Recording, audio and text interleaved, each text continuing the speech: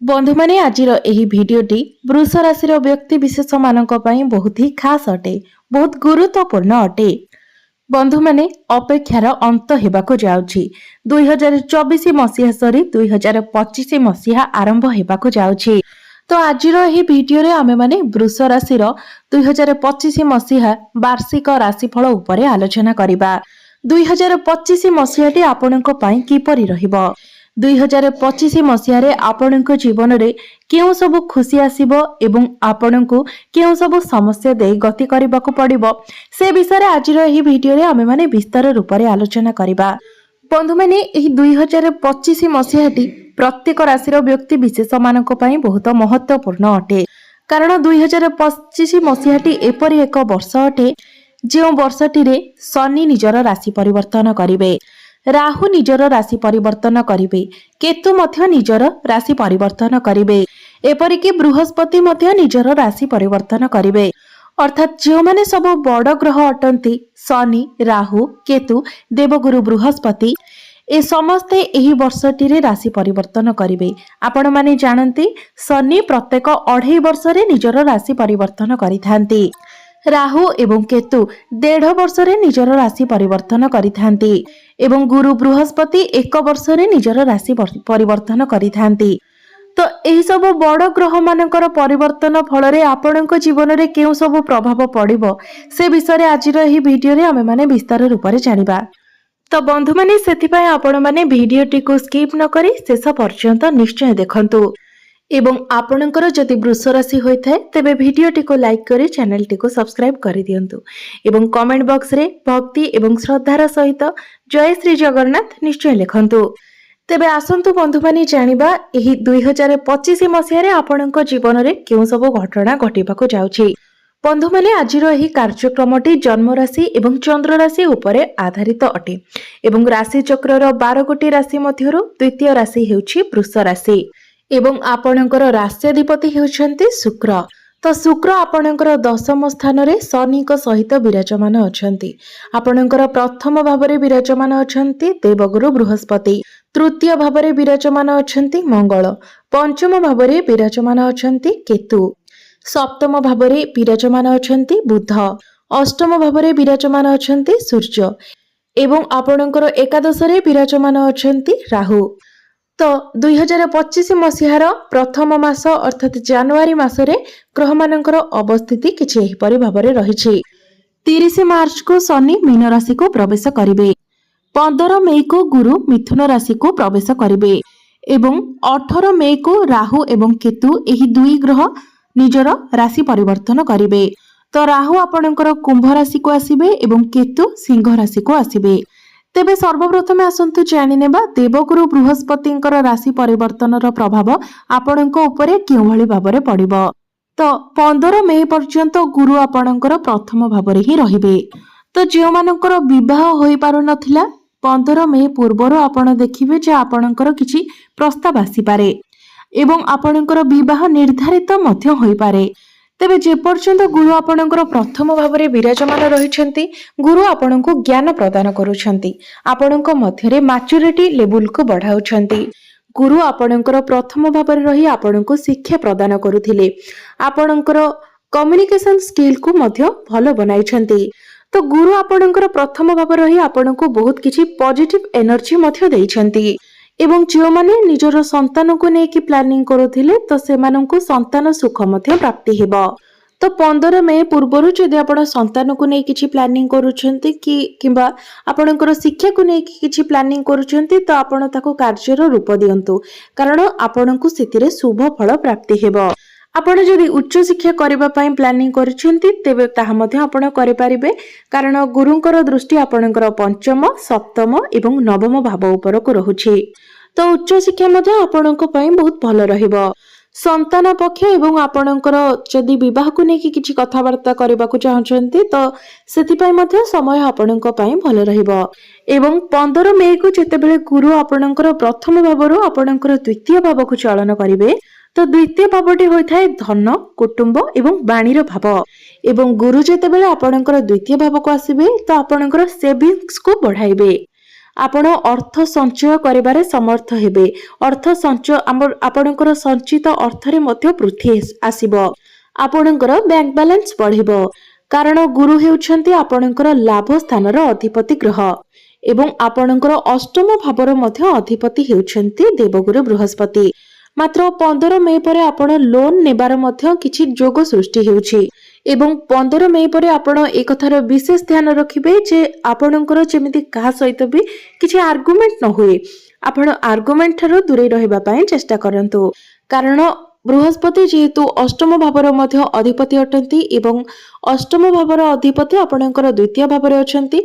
तो ए सब कथा प्रति आपणको ध्यान रखिबा उचित। तो कहा सहित भी आपण किछि आर्गुमेंट करंतु नाही। जेते पारिबे आपण आर्गुमेंट थारो दूरे रहिबा पय चेष्टा करंतु। आपणकर सांगसाथी हुंतु, आपणकर कार्य क्षेत्र रे आपणकर सीनियर्स हुंतु, सहकर्मी हुंतु, आपणकर बॉस हुंतु, आपणकर गुरुजन हुंतु किबा फ्रेंड्स जे भी हुंतु, आपण कहा सहित भी आर्गुमेंट करंतु नाही। एवं फैमिली प्लानिंग को नेकी संपूर्ण वर्षटी आपणक पय शुभमय रहिबो कारण द्वितीय भावटी मध्य होइथाय कुटुंब एवं परिवारर भाव। तो गुरु जेतेबेले आपणकर द्वितीय भावरे रहिबे तो गुरुंकर दृष्टि आपणकर षष्ठ भाव अष्टम भाव उपरे रहिबो एवं आपणकर दशम भाव उपरे रहिबो।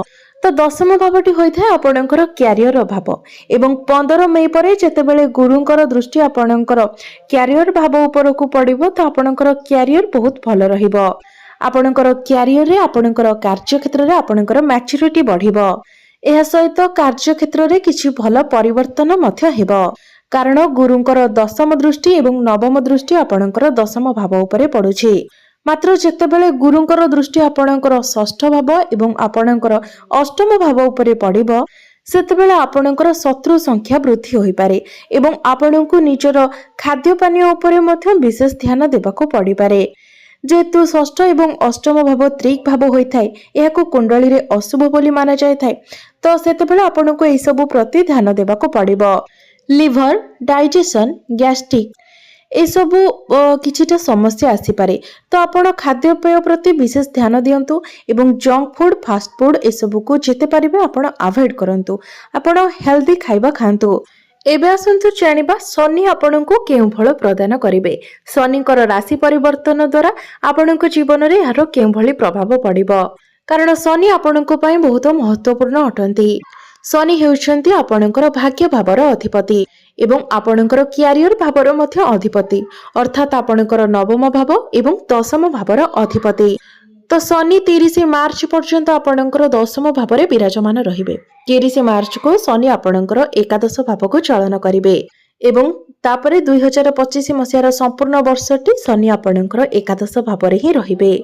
एकादश भावटी होइथाय आपणकर इच्छार भाव आपणकर लाभर भाव एवं इनकम रो भाव एवं जेतेबेले आपणकर नवम एवं दशम भावर अधिपति कर कनेक्शन आपणकर एकादश भाव सहित हेबो सेतेबेले आपण नुआ नुआ जिनिस किनिबार देखाजिबो कारण शनि आमर जेउ भावरे विराजमान थांती आमर शक्ति को आमे सेही भाव सह जड़ित कार्य रे लगाई थाउ।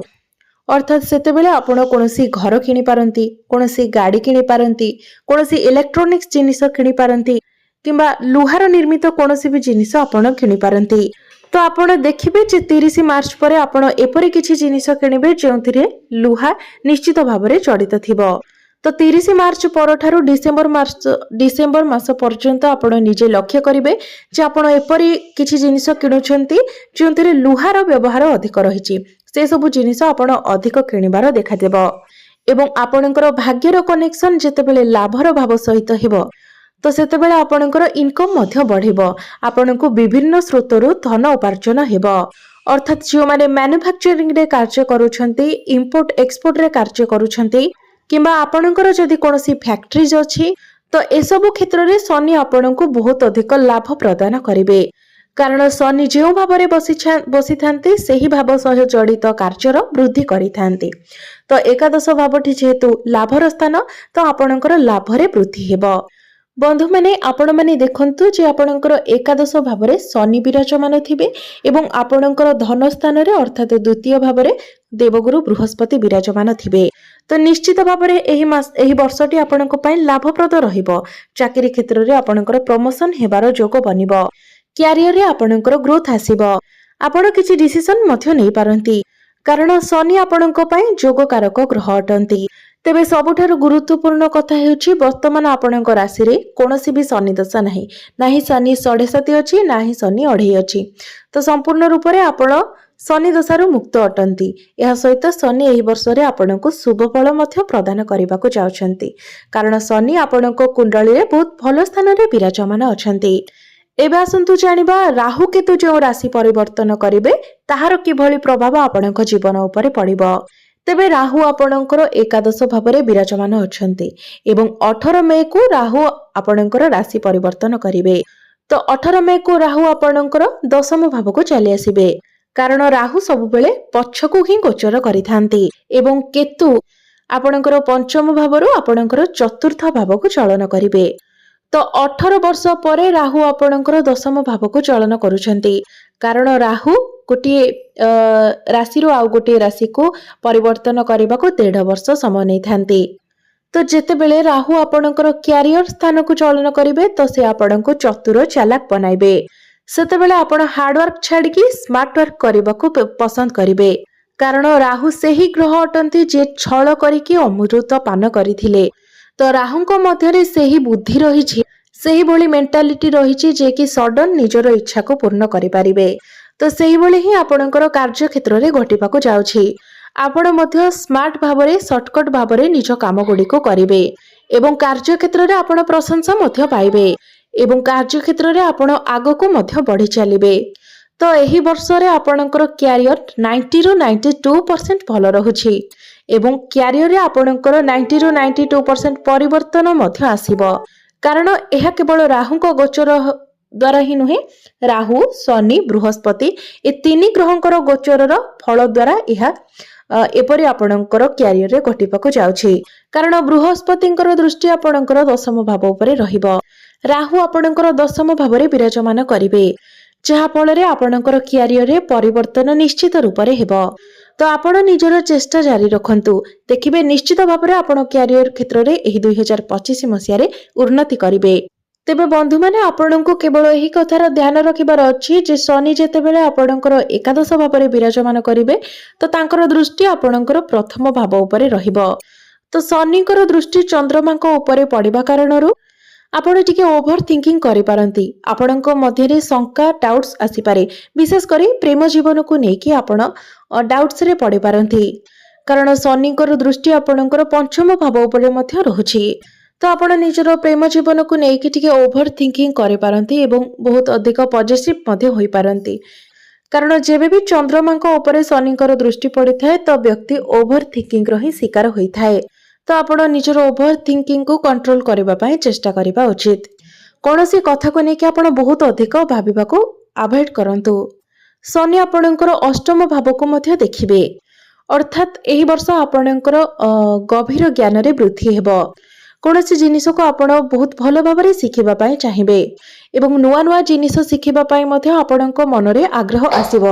ତ ବନ୍ଧୁମାନେ ଏହା ଥିଲା 2025 ମସିହାରେ ବଡ଼ ବଡ଼ ଗ୍ରହମାନଙ୍କର ରାଶି ପରିବର୍ତ୍ତନ ଦ୍ୱାରା ଆପଣଙ୍କ ଜୀବନରେ କେଉଁ ସବୁ ପରିବର୍ତ୍ତନ ହେବ, ଆପଣଙ୍କ ଜୀବନରେ କେଉଁ ସବୁ ପ୍ରଭାବ ପଡ଼ିବ ତା ବିଷୟରେ ଆଜିର ଆମେ ଭିଡ଼ିଓରେ ବିସ୍ତାର ରୂପରେ ଜାଣିଲେ।